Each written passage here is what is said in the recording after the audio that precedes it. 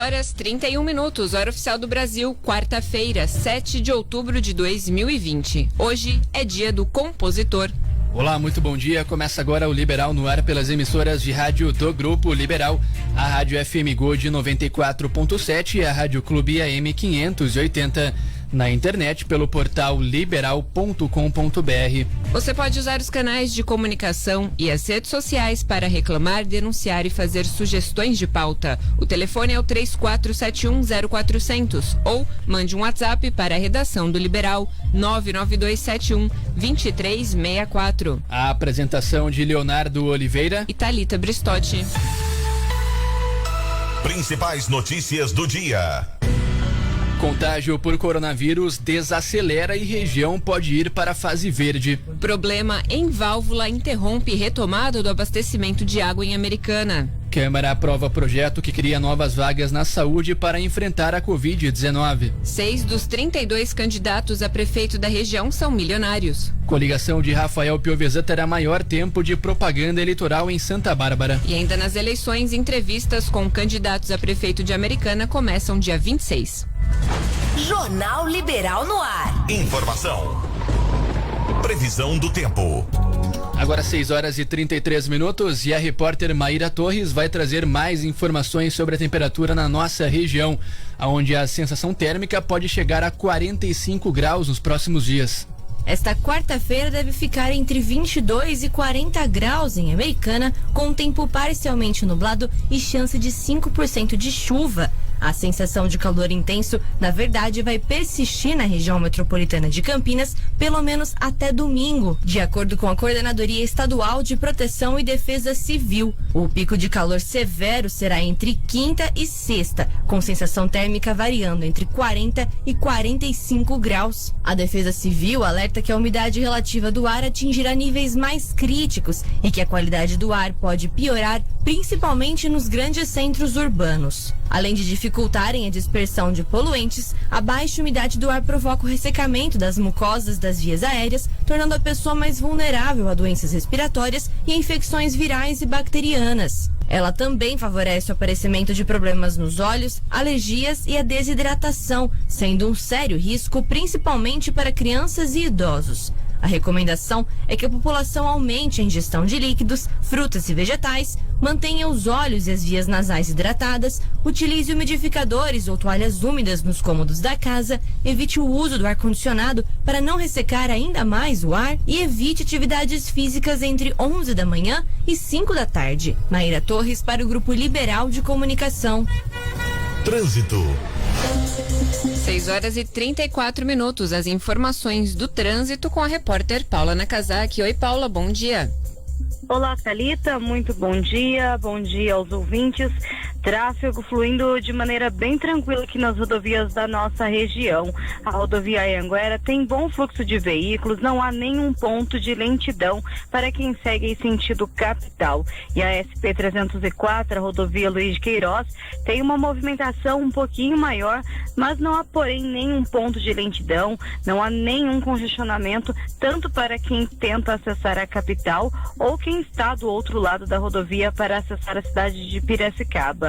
E aí, da capital paulista, não há nenhuma dificuldade para o motorista nesta manhã. O sistema Anhanguera Bandeirantes não apresenta nenhum problema, nem aqui nas proximidades nossa, né, Campinas, Jundiaí, ou a chegada à capital também, aí nada de dificuldades, pistas livres para os motoristas.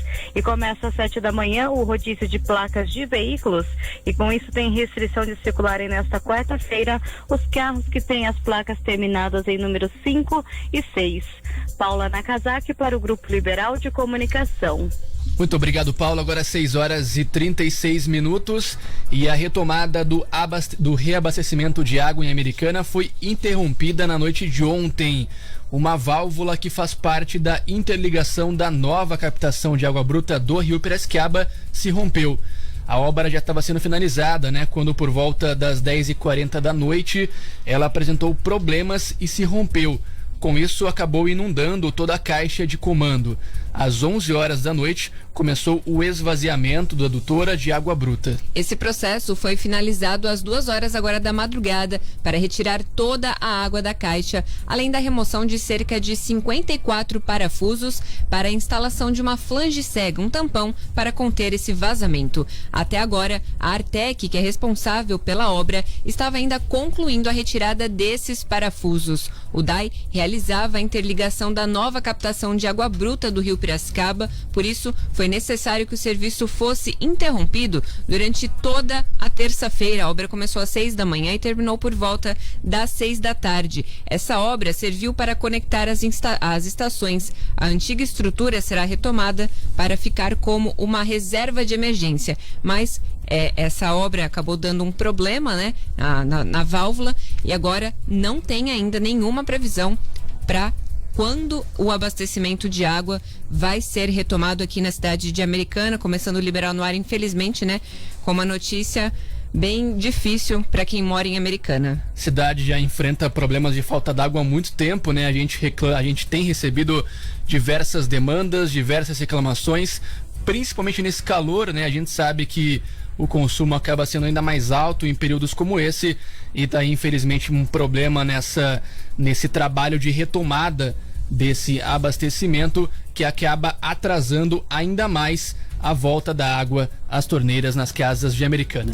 E nesse calor, né? Agora são 6 horas e 38 minutos. Vamos ao boletim nacional do novo coronavírus. O Brasil teve 819 registros de mortes por Covid-19 nas últimas 24 horas, segundo dados atualizados pelo Ministério da Saúde nesta terça-feira. Outras 2.579 continuam em investigação. Segundo a pasta, o total de vítimas da doença é de 147.494. O país também registrou mais de 41.900 novos infectados pelo coronavírus em um dia. No acumulado, são mais de 4.960.000 casos. A doença está presente em 99,8% dos municípios brasileiros e 80,7% deles tiveram registros de óbitos. O Ministério da Saúde reforça as medidas de prevenção, como uso de máscara, higienização constante das mãos e respeito ao distanciamento físico. Além disso, a orientação é procurar uma unidade de saúde se estiver com quaisquer dos sintomas. Os principais são tosse, febre, coriza, dor de garganta, dificuldade para respirar, perda de olfato, alteração do paladar, cansaço e distúrbios gastrointestinais. Agência Rádio Web, com informações de Brasília, Ana Paula Costa. Daí esse é o Boletim Nacional de Casos da Covid-19, e a Prefeitura de Americana, por meio da Vigilância Epidemiológica, informou ontem o registro de 32 novos casos de Covid-19. Com isso, totaliza 5.833 casos confirmados na cidade. Dos novos casos, há 27 pessoas em isolamento domiciliar e 5 já recuperadas. O quadro da Covid-19 em Americana é o seguinte: como eu já disse, 5.833 casos positivos, 159 óbitos e 5.495 recuperados. Além disso, a cidade contabiliza agora 8.030 casos que eram considerados suspeitos, mas que já foram descartados graças ao resultado de exame negativo. A Secretaria de Saúde de Americana informou na sexta que a ocupação de leitos destinados exclusivamente para pacientes suspeitos ou confirmados com coronavírus é de 21% com respiradores e de 25% sem os respiradores. Esse percentual leva em consideração todos os leitos do município, tanto do Hospital Municipal quanto dos hospitais particulares. 6 horas e 40 minutos, contágio desacelera e região pode ir para a fase verde. Com queda no número de casos e mortes relacionadas ao novo coronavírus, a região metropolitana de Campinas demonstra redução no contágio e se aproxima da fase verde do Plano São Paulo. A avaliação é do infectologista da PUC Campinas, André Bueno. Para o médico, é provável que a região alcance os critérios para avançar de fase na próxima reclassificação, de sexta-feira. Conforme conforme vai avançando de fase, né, a chance, né, a possibilidade de ocorrerem aglomerações, essas chances vão aumentando, né, porque passa a funcionar por mais tempo os estabelecimentos, né, tem menos restrição, né, de ocupação, então aumenta a probabilidade, a possibilidade de ocorrerem aglomerações. Então as pessoas têm que ficar ainda mais atentas, né? Apesar de né, esse avanço de fase indicar uma situação menos pior, né, que a gente já viveu, a mensagem é que a pandemia não acabou, né? Termo que a gente fica repetindo. Porque se a pessoa descuidar e se expor, e se a pessoa se descuidar e se expuser, ela vai ter risco de se infectar, né? O risco, ele não foi eliminado, né? Provavelmente é um risco menor, mas ele segue existindo. Então a mensagem é que, apesar desse avanço de fase, apesar das flexibilizações, as pessoas devem seguir adotando com o máximo rigor as medidas de prevenção. O infectologista disse que os indicadores permitem interpretar que a circulação do vírus está menos intensa. Além disso, ele avalia que as altas temperaturas podem estar relacionadas com o contexto da queda nas contaminações. A questão climática pode, assim,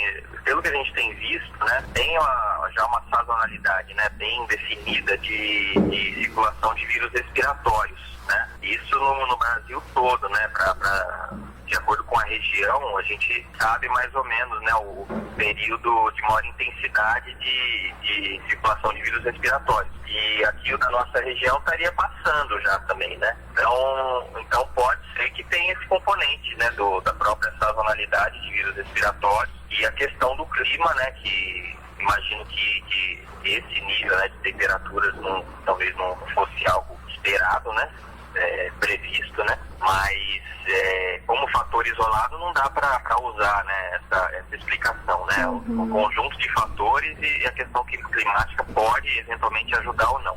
Levantamento da PUC mostra que na região metropolitana de Campinas, a 40ª semana epidemiológica da pandemia, que foi de 27 de setembro a 3 de outubro, teve queda de 37% nos casos e de 40% nas mortes. O governador João Dória já havia sinalizado que todo o estado deve avançar para a fase verde na próxima classificação. Nessa etapa, a capacidade máxima permitida nos estabelecimentos sobe de 40% para 60%. Após 28 dias na fase verde, são autorizadas flexibilizações para eventos, convenções e atividades culturais, como capacidade de 60% e público em pé. Os critérios para uma região passar para a fase verde são um teto de 40 internações por 100 mil habitantes nos últimos 14 dias e máximo de 5 óbitos por 100 mil habitantes no mesmo período. A plataforma da Fundação SEAD, com dados de coronavírus de toda a região do estado, não traz essas taxas. Marina Zanac para o Grupo Liberal de Comunicação. Informação na medida certa. Liberal no ar. Polícia. 6h44. Informações da polícia com a Paula. Diga lá, Paula. Olá, Thalita. Bom dia aos ouvintes. O padeiro Milson Leite de França foi morto a marretadas na noite de segunda-feira no Jardim Basilicata, na cidade de Sumaré. O principal suspeito do crime é o seu cunhado, que confessou ter acertado o parente após uma discussão. Um boletim de ocorrência do caso foi registrado no plantão policial de Sumaré. Segundo a sobrinha da vítima, houve uma discussão entre seu tio e o cunhado, que moram na mesma casa na Rua dos Cajueiros. A confusão aconteceu no quintal do imóvel.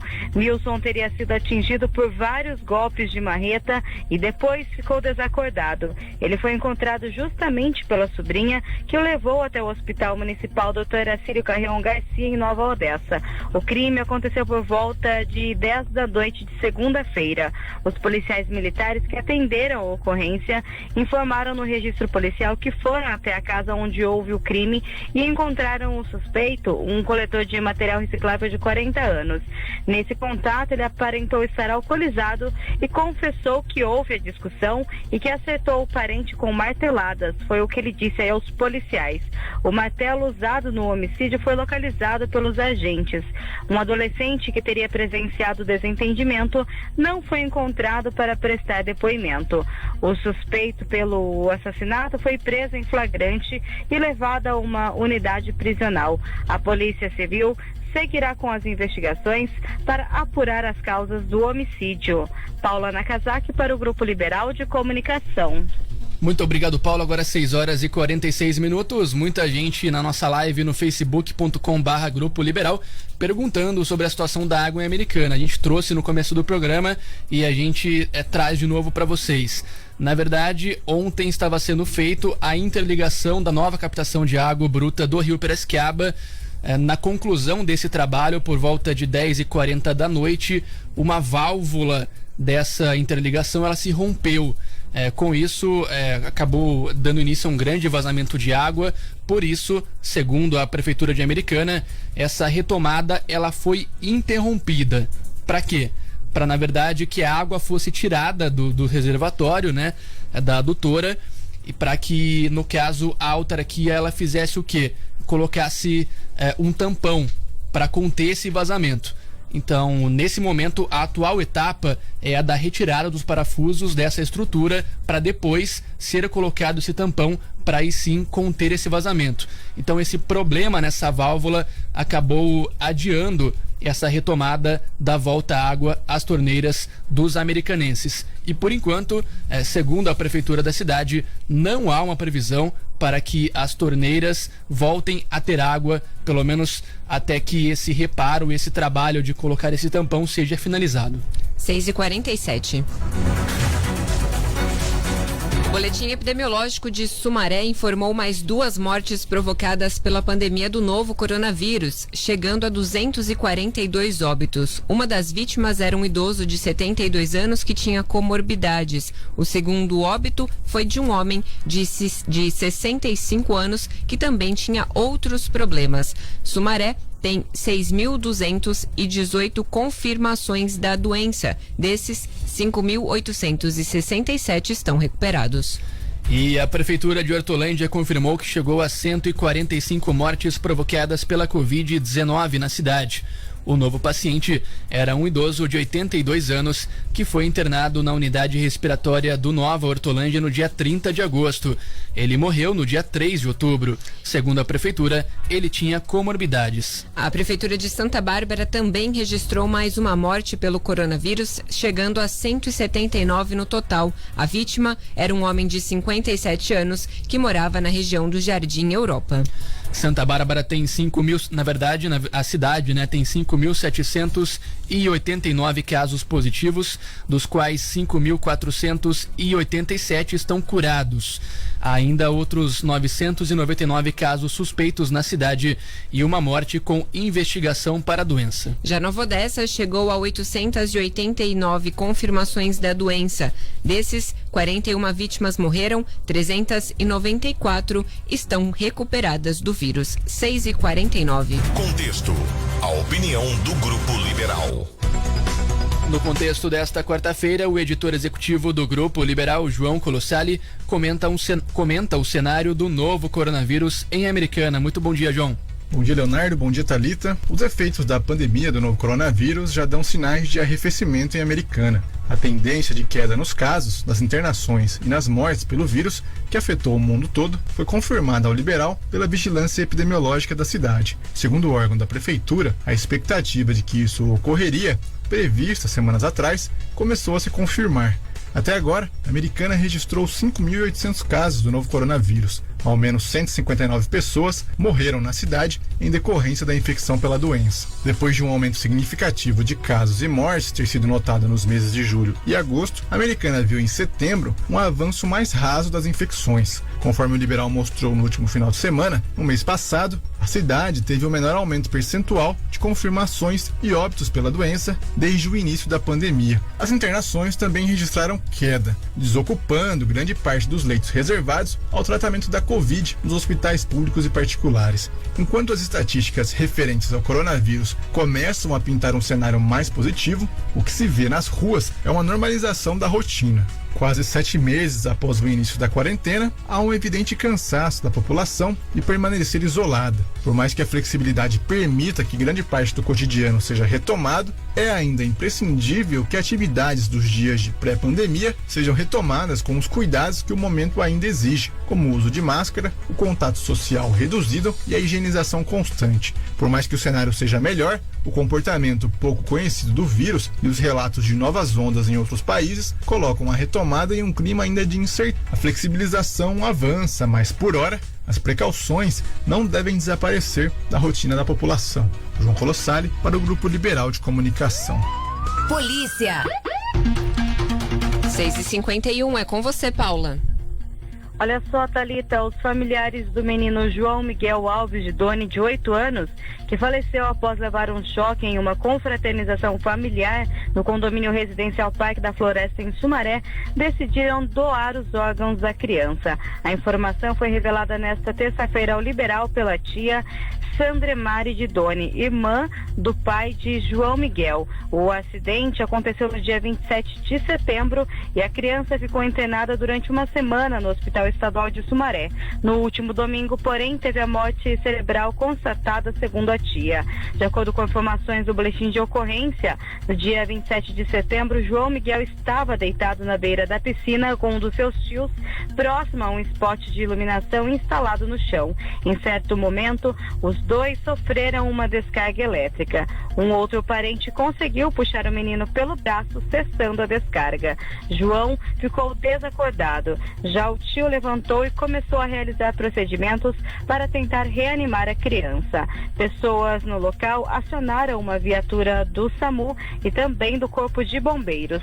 Com a demora, o próprio tio resolveu levar a criança até a UPA Macarenco. Lá, João Miguel chegou com sinais vitais. Depois de ser estabilizado, foi transferido ao Hospital Estadual de Sumaré, onde ficou internado desde então. João era apaixonado por futebol e atuava na Escola Coxa de Sumaré, o centro de formação do time do Coritiba na cidade.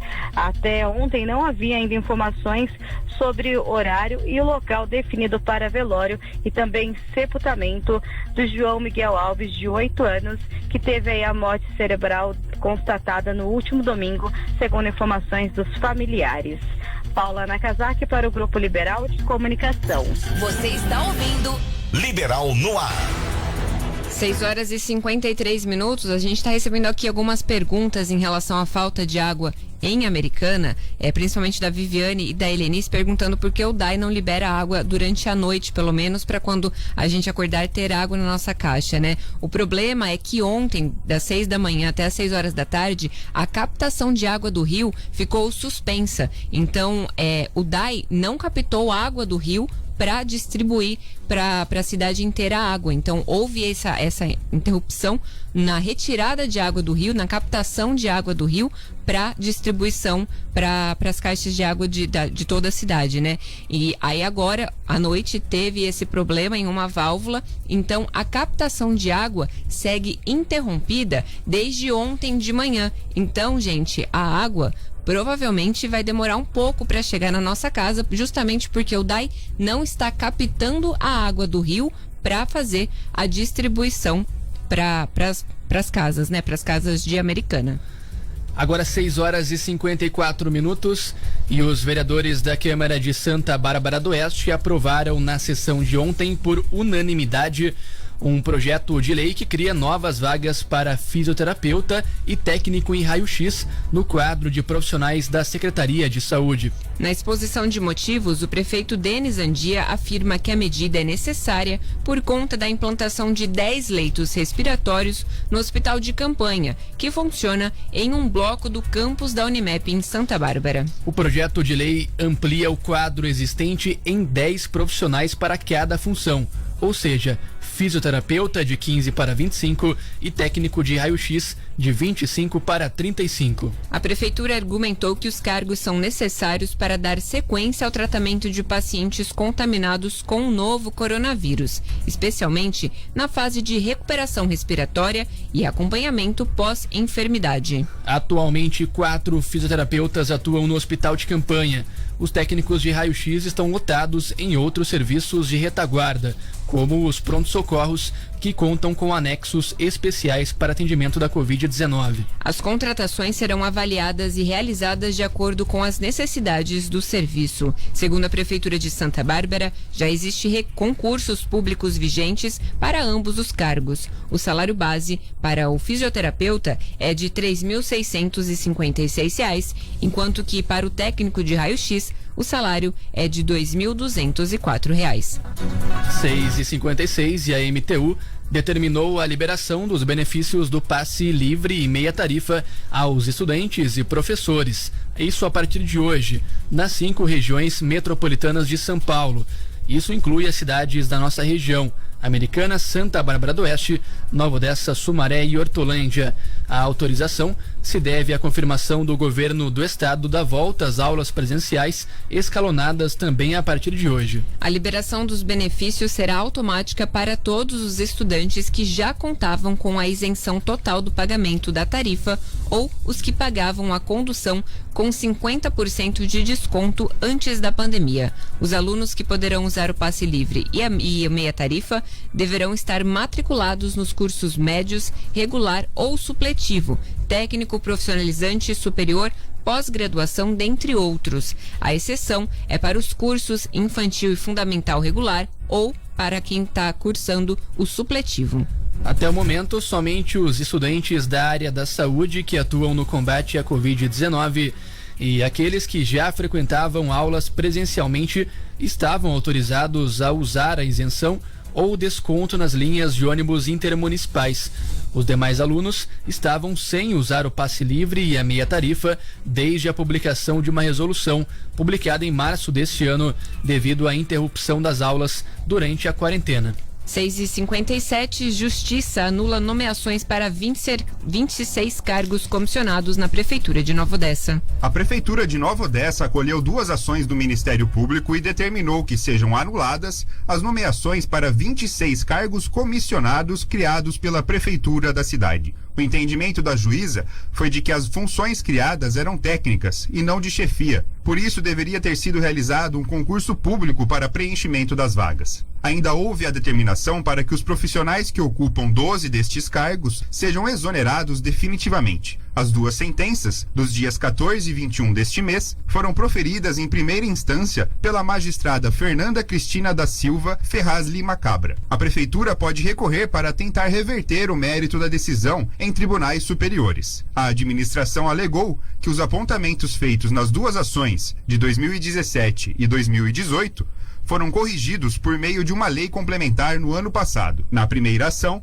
a juíza determinou a anulação de cargos e a exoneração dos ocupantes das funções de administrador hospitalar, assessor de gabinete, assessor de gestão pública, diretor de cultura e turismo, diretor do PROCON, diretor de recursos humanos e diretor de suprimentos. Ao analisar as atribuições dos cargos comissionados criados pela Lei Complementar Municipal, a magistrada entendeu que eram funções de natureza técnica ou administrativa e não de direção ou chefia. Por isso, não justificava a dispensa do concurso público. Foi estipulada uma multa de 5 mil por cargo se a Prefeitura não cumprir a decisão. Na segunda ação, a juíza determinou ainda a anulação dos cargos de encarregado de serviço, auxiliar administrativo encarregado, auxiliar administrativo chefe, oficial assistente, chefe de seção, oficial administrativo chefe e coordenador em saúde. Esses cargos foram criados com base nas leis complementares municipais de 2017 e 2018.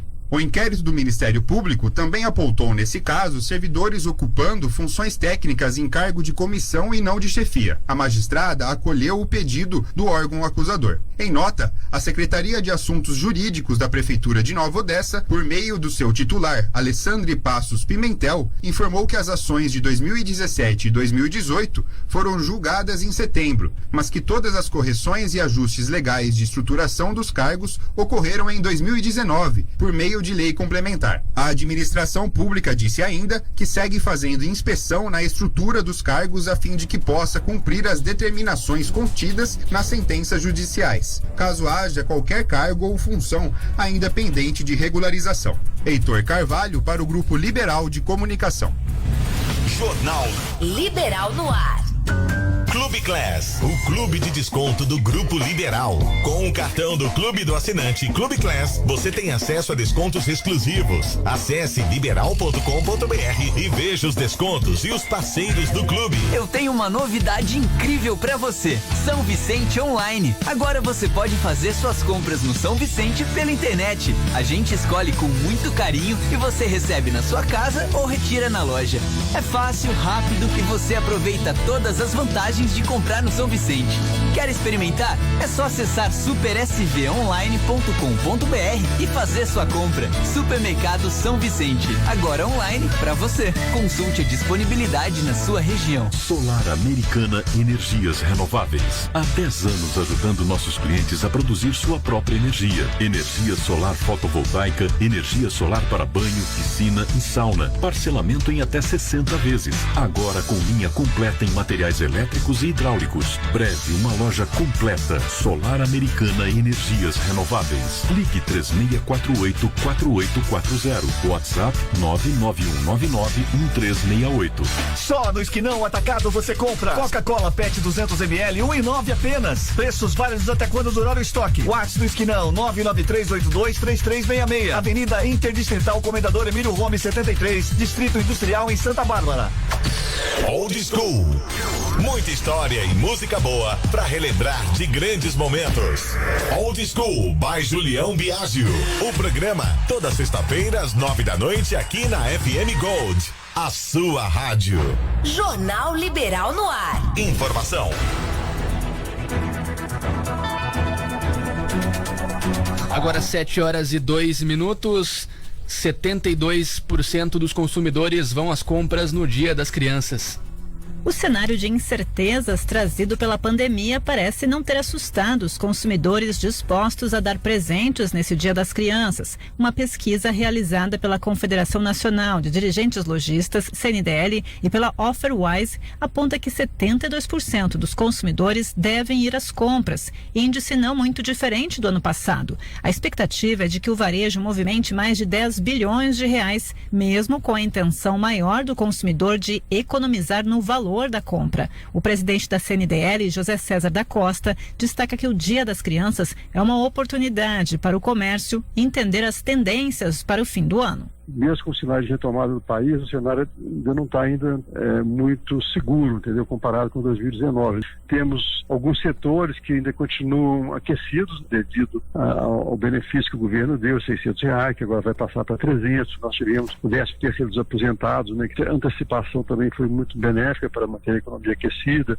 O seguro-desemprego, tudo isso também ajudou muito a estabilizar a economia. Então nós acreditamos que o Dia das Crianças ainda será um positivo mesmo diante do cenário pandêmico que abalou o país todo. A pesquisa aponta alguns reflexos do cenário econômico. Entre os que não vão presentear, 25% alegam não ter dinheiro, 24% não possuem nenhuma criança na família, 14% estão desempregados. A média de valor dos presentes será de R$209. A grande maioria, 82% dos entrevistados, pretendem pagar à vista. As pessoas também não estão querendo fazer um compromisso a longo prazo, devido à insegurança também que o Brasil passa nesse momento difícil, mas é um percentual também positivo, né? Indica fluxo de caixa rápido, assim, para os nossos empresários e anima bastante todo o setor produtivo. Os produtos mais visados nesse Dia da Criança serão as roupas e calçados, bonecos ou bonecas e os jogos de tabuleiro ou educativos.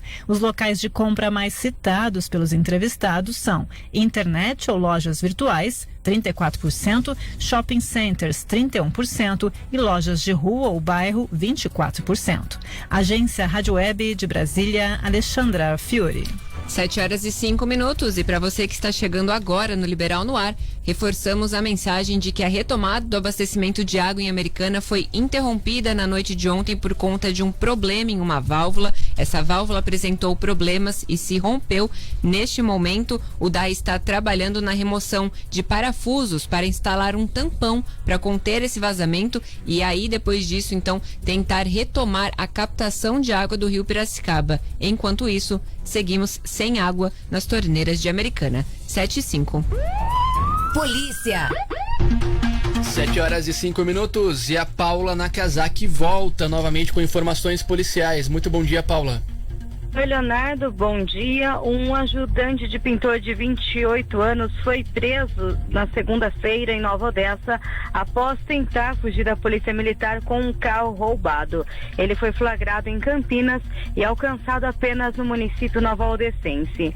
Segundo informações do boletim de ocorrência, os policiais militares faziam patrulhamento pela Avenida Anton von Zuden, em Campinas, quando viram um Renault e decidiram consultar a placa do veículo.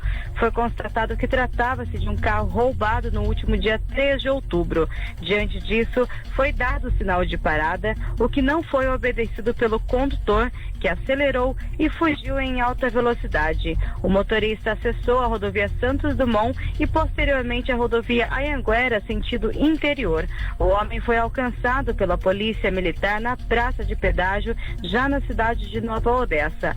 Ele resistiu à detenção e, segundo os militares, foi necessário o uso moderado da força e algema. O ajudante de pintor confessou que fugiu da PM, pois estava sob os benefícios de medidas cautelares. Ele foi preso e o caso foi registrado no plantão policial de Nova Odessa como receptação, resistência e desobediência. Paula Nakazaki para o Grupo Liberal de Comunicação. Muito obrigada pelas informações, Paula. E ainda na área policial, operação da Polícia Federal prende um em Americana por suspeita de ligação com tráfico internacional de drogas. A Operação Overload, deflagrada na manhã de ontem para combater o tráfico internacional de drogas, teve um preso em Americana suspeito de ser ligado a uma organização criminosa que transporta os entorpecentes para o exterior. Os dados do detido não foram informados pela corporação. A principal base do grupo criminoso é o Aeroporto Internacional de Viracopos, em Campinas. Buscas foram realizadas em 44 endereços diferentes, incluindo as cidades de Americana, Campinas e Montemor. Foram 26 alvos na região de Campinas, 2 deles morreram em confronto com a polícia. O restante acabou preso. As informações foram reveladas em uma coletiva de imprensa na sede da Polícia Federal em Campinas. Foram bloqueados bens e imóveis dos investigados, avaliados em 7 milhões de reais. Em uma das casas, os agentes encontraram 180 mil reais em dinheiro. A organização criminosa, composta por brasileiros, transportava drogas para o exterior em voos que partiam do Aeroporto Internacional de Viracopos. Para isso, aliciavam funcionários de diversos setores do local. Eram contratados vigilantes, operadores de tratores, coordenadores de tráfego, motoristas de viaturas, auxiliares de rampas, operadores de equipamentos e funcionários de empresas fornecedoras de refeições a tripulantes e passageiros. Eles eram os responsáveis pelo embarque da droga nas aeronaves que iam para o exterior. A cada transbordo da carga, 6 funcionários eram necessários. Cada um deles recebia 50 mil reais. Para isso, bastava facilitar a inserção das drogas no terminal de passageiros e de carga. O custo operacional de cada exportação da droga era de 300 mil reais. O aeroporto de Americana não foi um dos alvos dessa operação, segundo a PF. Um dos mortos em confronto com agentes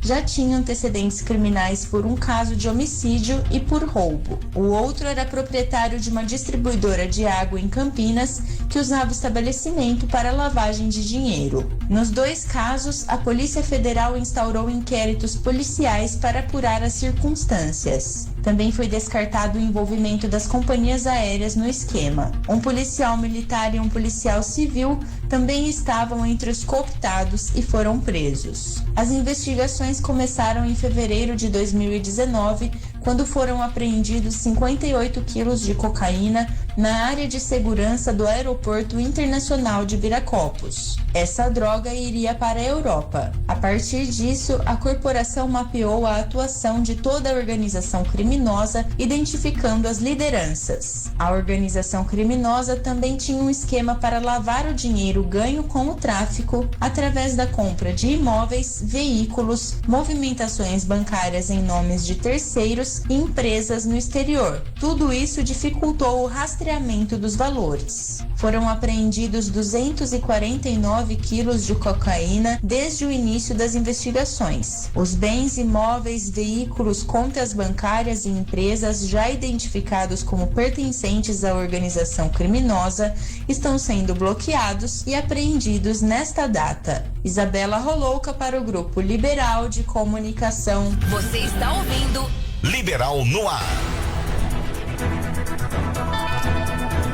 Agora 7h11. Eleições 2020.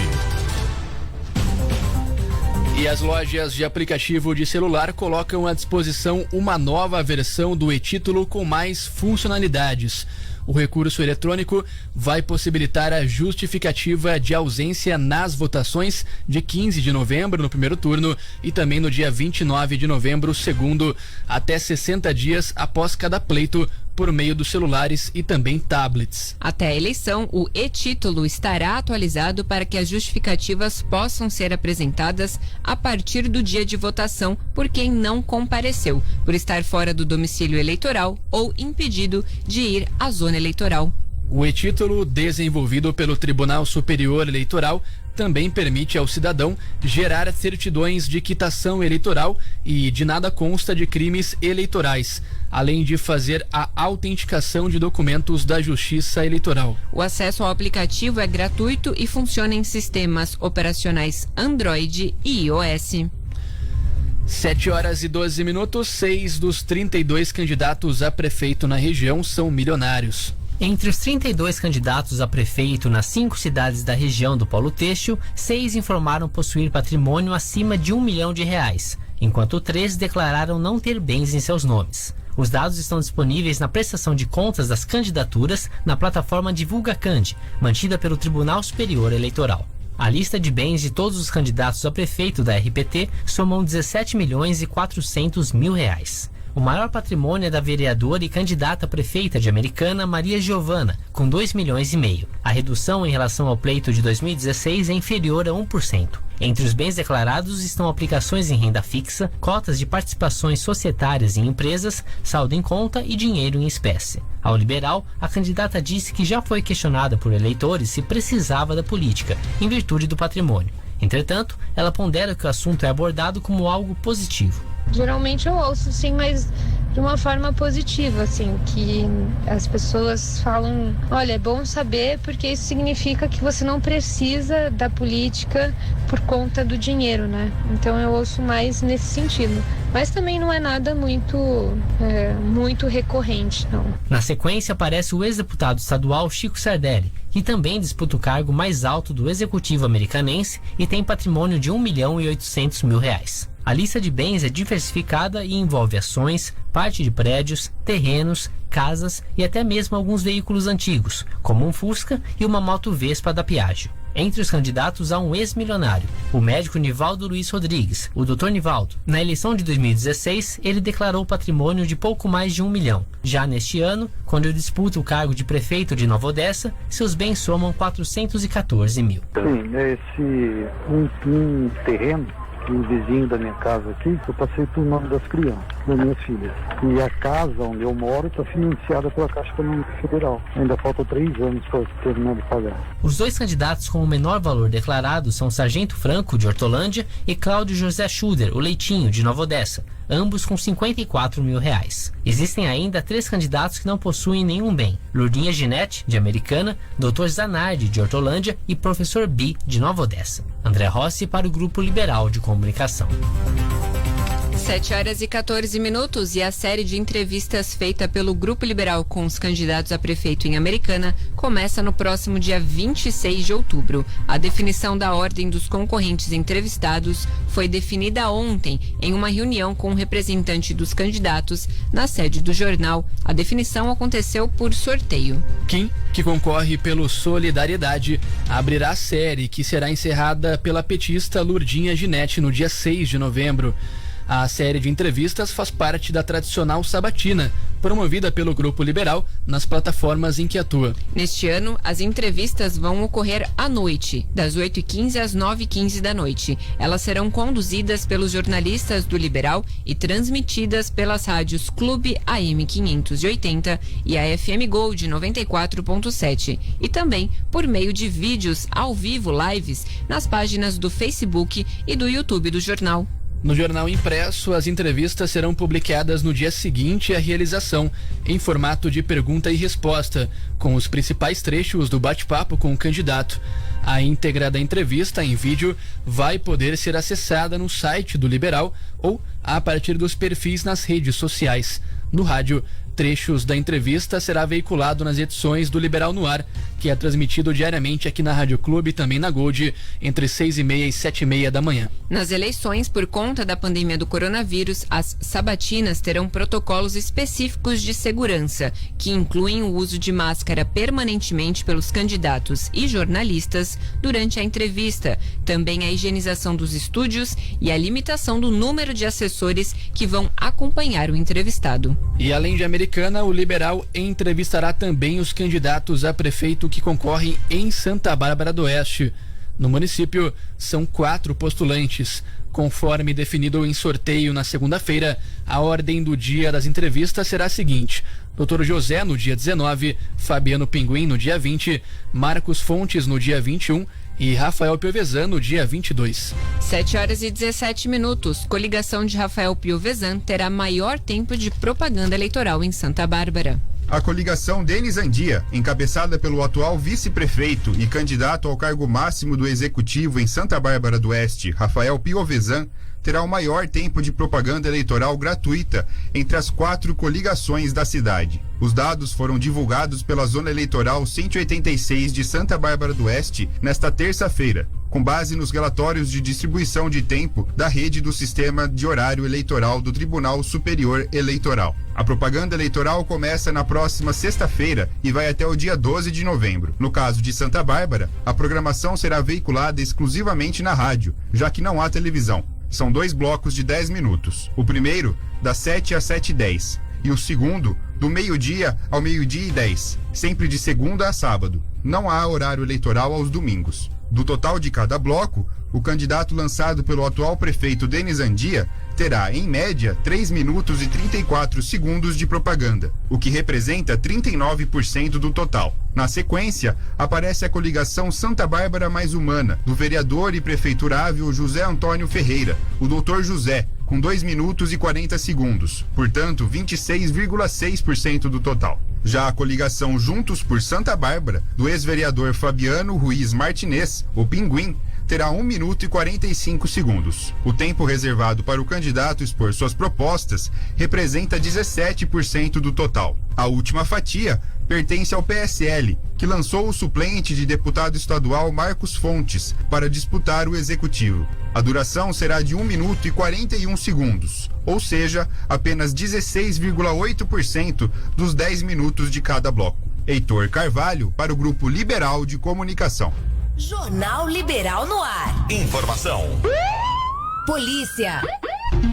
7h19. Informações policiais com a Paula. É com você, Paula, diga lá. Olha só, Thalita, Gama, que é a Guarda Municipal de Americana, prendeu na manhã desta segunda-feira 2 homens por furto a uma residência no Vila Briedes, em Americana. Um empilhadarista de 29 anos e um operador de máquinas de 27 foram flagrados pelos patrulheiros durante a ação criminosa.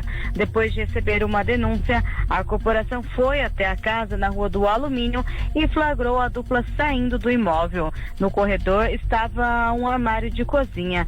Questionado, os dois disseram que o dono da residência teria deixado eles levarem o armário e que para isso pularam o portão que estava trancado.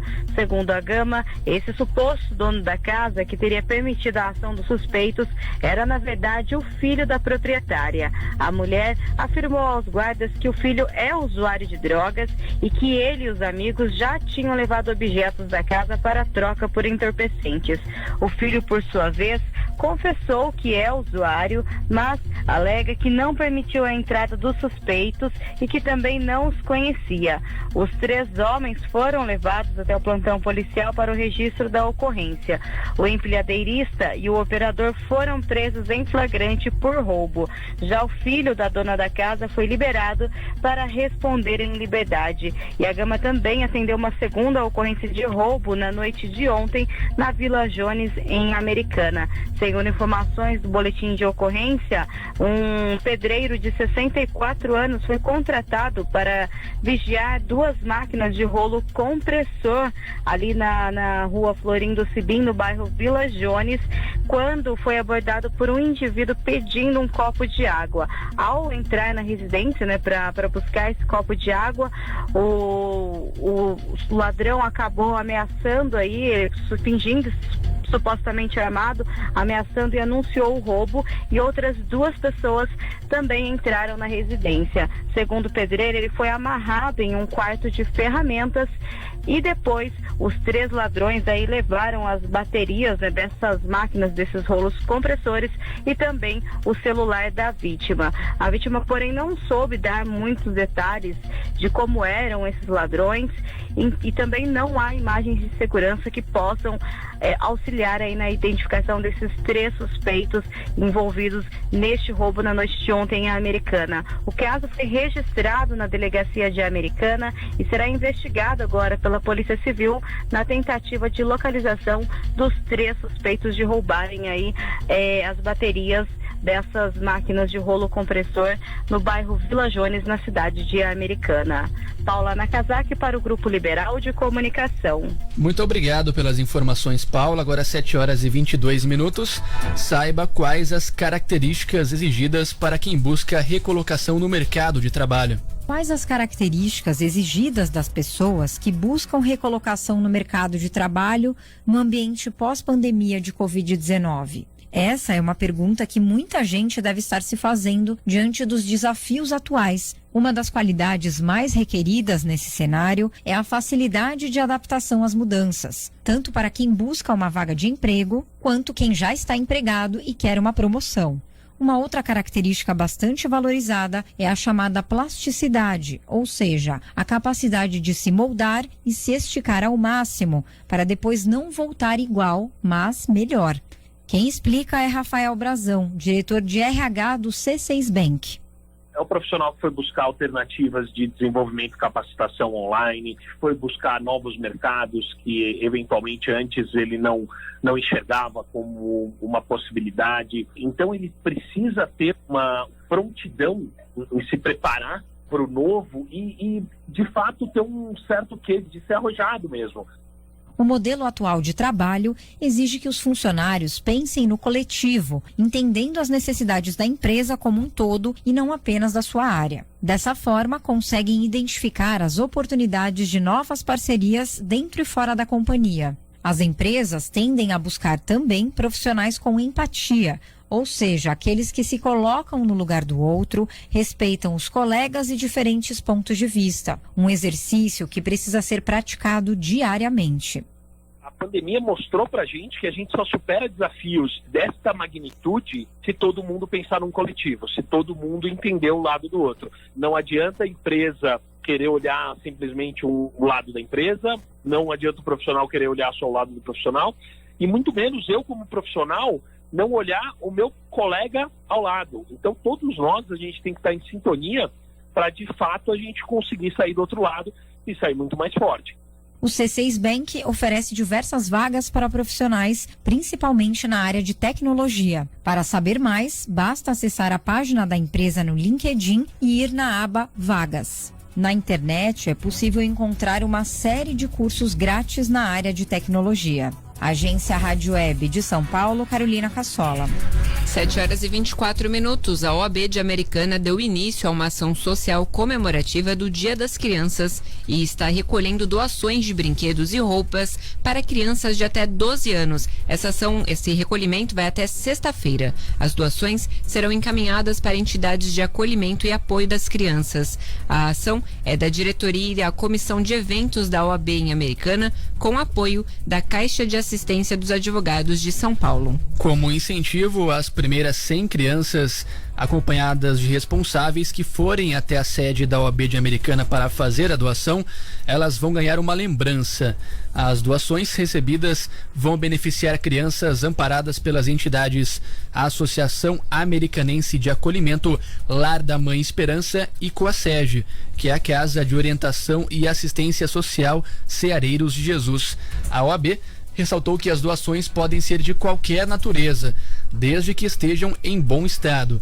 Elas deverão ser entregues das 8 horas da manhã até as 5 horas da tarde na Casa da Advocacia, localizada na Rua Cristóvão Colombo, número 155, no Parque Residencial Nardini, em Americana. Agora 7h25. Esportes. 7h26, a quarta-feira tem espaço reservado na programação da Rádio Clube para o Campeonato Brasileiro. E o Bruno Moreira conta os detalhes para a gente aqui no Liberal no Ar. Oi, Bruno, bom dia. Oi, Thalita, bom dia para você, bom dia, Leonardo Oliveira e ouvintes do Liberal no Ar. Campeonato Brasileiro que tem uma rodada e tanto nesse meio de semana, a começar pelo duelo que abre a rodada. É o clássico Corinthians e Santos, às 7 da noite de hoje, que o ouvinte que está ligado conosco nesta manhã pode acompanhar pela Rádio Clube AM 580 com a equipe Clube da Bola. Clássico alvinegro que coloca frente a frente na Neoquímica Arena, a casa corintiana, rivais que enfrentam crises diferentes. O Corinthians numa crise técnica, uma crise de campo, com um desempenho que preocupa o torcedor e que deixa o time muito distante da briga pelas primeiras posições. O Corinthians é só o 14º colocado com 14 pontos. Já o Santos, que é o 6º com 20, tem uma crise administrativa desde o afastamento do presidente José Carlos Pérez, que vai passar por um processo de impeachment por conta de reprovação de contas de 2 anos. A equipe tem sido comandada pelo vice Orlando Rolo, pelo menos será assim até o fim deste ano. Tenta se ajustar fora de campo para que dentro dele possa continuar pensando apenas nas 4 linhas no futebol. Às 7 da noite, portanto, a gente transmite na Clube, narração de Ricardo Camargo, comentários de Paulo Filé e eu estarei nas reportagens. Mas a noite do Brasileirão ainda reserva o encontro do São Paulo com o Atlético Goianiense, às 8h30 no estádio do Morumbi. São Paulo que não vence há um mês, desde o dia 6 de setembro, quando bateu o Fluminense por 3-1. É mais uma oportunidade de reação para a equipe comandada por Fernando Diniz. São Paulo que perdeu 4 posições na última rodada e agora é o 7º colocado com 20 pontos. Já o Palmeiras, que é o melhor entre os paulistas, 3º colocado com 22 pontos, joga fora de casa contra o Botafogo, às 9h30 da noite, no estádio do Engenhão, no Rio de Janeiro. O Verdão, vale ressaltar, é o único time invicto na competição. São 5 vitórias, 7 empates. O Verdão que, com isso, né, com esse retrospecto, vem muito bem também fora de casa. A maioria das suas vitórias, inclusive, foi quando jogou longe do estádio Allianz Parque e confia nisso para que traga mais um bom resultado para casa. A rodada completa, então, às 7 horas, Corinthians e Santos, 7h15, Flamengo e Sport, Grêmio e Coritiba, no mesmo horário ainda, Bahia e Vasco, às 8h30, São Paulo e Atlético Goianiense, Goiás e Fluminense, às 9h30, Fortaleza e Atlético Mineiro e Botafogo e Palmeiras. A rodada acaba amanhã com Atlético Paranaense e Ceará e Red Bull Bragantino e Internacional. Os 4 primeiros colocados são Atlético Mineiro, Internacional, Palmeiras e Flamengo. O Santos é o 6º, o São Paulo o 7º e o Corinthians o 14º. Por outro lado, a zona de rebaixamento tem Coritiba, Red Bull, Bragantino, Botafogo e Goiás. E uma breve nota antes de encerrarmos esse destaque para o Campeonato Brasileiro. Na Série B, ontem à noite teve derby em Campinas e deu Ponte Preta. A Macaca ganhou do Guarani por 2-0, gols de Dauan e também Luizão. Duelo válido pela 14ª rodada da 2ª Divisão Nacional. A Macaca entrou no G4, agora é a 3ª colocada com 24 pontos, enquanto o Guarani permanece na vice-lanterna, a antepenúltima posição, com 11 pontos ganhos. Valeu, Thalita, Leonardo e ouvintes do Liberal no Ar. A gente se encontra mais tarde no futebol da Rádio Clube. Trânsito. Agora 7h30. É com você, Paula. Leonardo, neste momento em Americana, trânsito na rua São Gabriel, na saída do município pela região do São Vito, e também na Avenida Antônio Panzan, a via paralela à rodovia Anhanguera. Em Santa Bárbara do Oeste, está bem movimentada a Avenida Anhanguera. E quem vai para a capital, o tráfego está intenso pela rodovia Anhanguera na cidade de Jundiaí. Já a rodovia dos Bandeirantes não apresenta nenhuma dificuldade para os motoristas nesta manhã. Paula Nakazaki para o Grupo Liberal de Comunicação. Muito obrigada, Paula. E reforçando que não tem previsão para retomada do abastecimento de água em Americana. O DAI realizou uma obra desde as 6 horas da manhã desta terça-feira e não está captando água desde as 6 da manhã de ontem. E aí, ontem à noite, por volta das 10h40, houve um problema em uma válvula que se rompeu e aí a captação de água teve que ser interrompida novamente para resolver esse problema. Então, por enquanto, não tem previsão de retomada do abastecimento de água em Americana. Lembrando que mais detalhes você confere, né? Atualizações desse caso você confere em liberal.com.br. Agora 7h31. Termina aqui o Jornal Liberal no Ar desta quarta-feira, dia 7 de outubro de 2020. Apresentação: Leonardo Oliveira e Thalita Bristotti. Produção e edição: Maíra Torres e Paula Nakazaki. Trabalhos técnicos de Márcio Biondo. Coordenação de jornalismo de Bruno Moreira. Coordenação de programação: Cris Correia. A edição executiva é de João Colossali. Direção-geral: Fernando Giuliani. Muito obrigado a todos pela audiência, um grande abraço, nós voltamos amanhã. Até amanhã, tchau, tchau. Você acabou de ouvir Liberal no Ar.